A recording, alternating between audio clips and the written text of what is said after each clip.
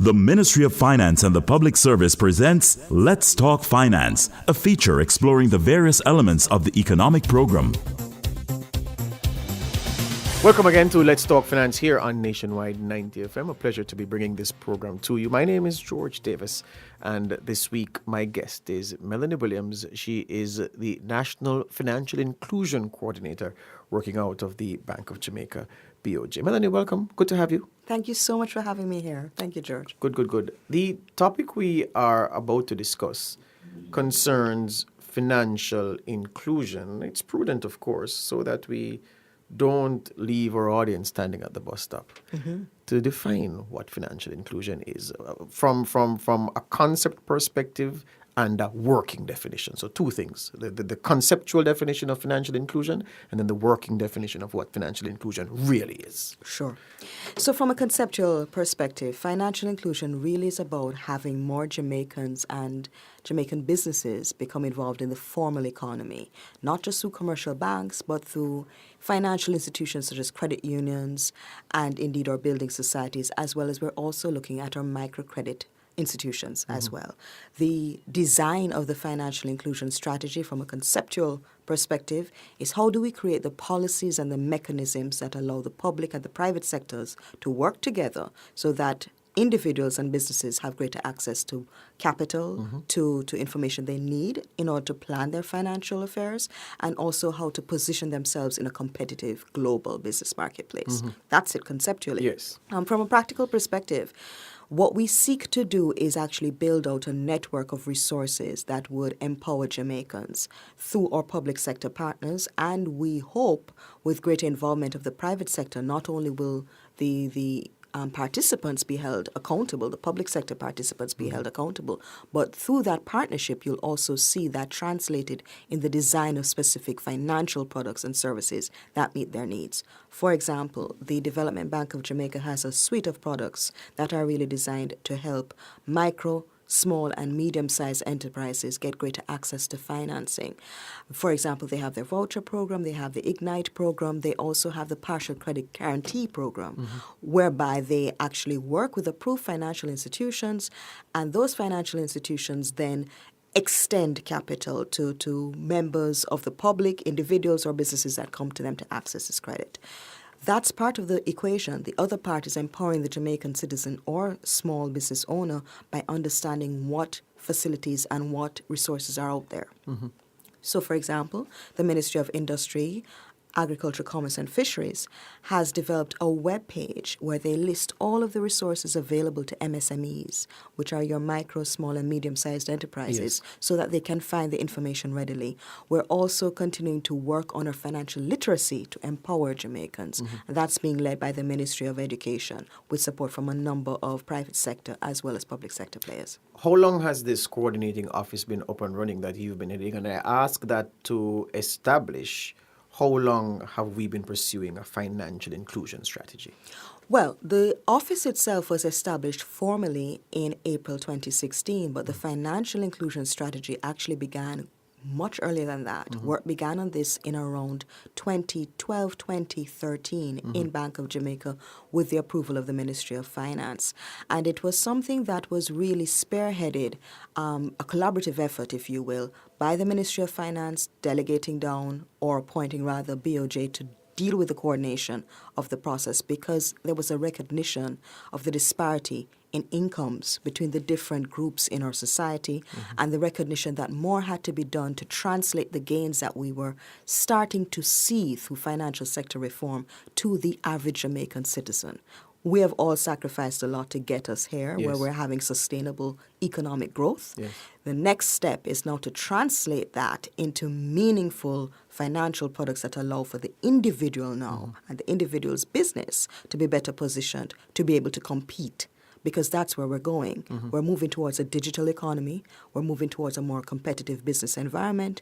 And the work of entities like JAMPRO, like JBDC, MICAF, the Ministry of Industry, Agriculture, Commerce and Fisheries, which we affectionately call MICAF. This is nationwide and you're not losing anyone when you say those things. Okay, great. So there's so many players that are in the space really creating highways, if you will, of commerce that are designed to empower the Jamaican citizens, because we're moving away from the concept of continued employment of an individual to the concept of the entrepreneur being celebrated and actually positioned at the core of all financial planning.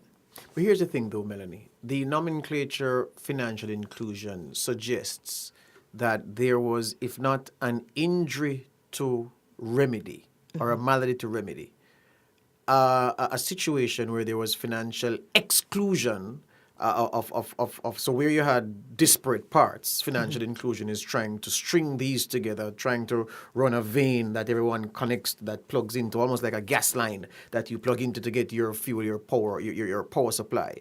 How bad was this disparate nature of events before it was decided, you know what, let us try to pull everything together via financial inclusion? I think with the financial inclusion strategy, that analogy is quite apt. What we found is that the main injury, if you will, is a lack of understanding, the lack of see-through or transparency into our informal economy. What were the pain points that were actually preventing Jamaican citizens from having greater access to some of the formal services they needed and some of the financial services they needed? To give you an illustration, according to the work done by the Global Findex in 2014, which formed part of the basis for our strategy, 78% of Jamaicans have bank accounts. Yes. But only 23 actually use them. And by use them, we don't mean using them as a cash dispensary. So there's a gap. When you look at the indicators in the strategy as against the broader or wider, I should say, Latin American and Caribbean region, you find that in many ways we seem to be a little ahead of the average in certain key metrics. But at the same time, when it comes to using digital means of payment, we're behind the regional trend, we're behind the global trend. And when you look at the measure of Jamaicans who are in fact borrowing to own homes, we're also behind the trend. Yes. So those gaps meant that while services had been put in place, certainly the individuals in the Jamaican population, not all of us were getting an equitable chance to access these services. Yes. And that was due to a multiplicity of factors. In some cases, it was lack of information. In other cases, it was simply that persons felt intimidated by the image being presented of certain financial institutions. They didn't want to engage. In other cases, and much of this is also based on the discussions we've been having, the face-to-face or qualitative analysis, if you will. Yes. The other element had to do with the fact that Jamaicans did not have many Jamaican businesses, because they were in the informal sector, they did not have the traditional type of collateral that would allow them to access financing in the usual way. And what you find is throughout this entire project that the elements associated with informality are a significant impediment to actually improving access to financial services and products. Yes. That is a real challenge we're trying to remedy at this time through the strategy. We're actually now seeking to move away from financial inclusion as a term, because what we've found is that the term inclusion, while we are trying to bring in more of our excluded communities, is almost perceived as if it were a charitable endeavor. That's not what we are about. We're actually engaging in a bit of market engineering, if you will, and a bit of economic development. We're building the structural pillars that are designed to actually facilitate the transition of our economy. Yeah. It's interesting you mentioned development, because my next question concerned how does the effort of the Financial Inclusion Coordinating Office, your office, and its supporting entities, how do all those efforts translate into economic growth? Because that's a question that every government, every prime minister, every country has to answer at the end of a fiscal year, or at the end of a review period, when giving an account to the population about how well it has done in office and what it has done for you lately, what it has done for you this year. When I was in university, you never heard of economic growth without development. They were twins. But nowadays, you don't hear about development, you just hear about economic growth. But let's bring it back to both. How do those efforts, restating the question, how do those efforts translate directly or indirectly into movement in value added, movement in economic growth, and of course, crucially, the development of infrastructure and pillars that will serve the country well in the future?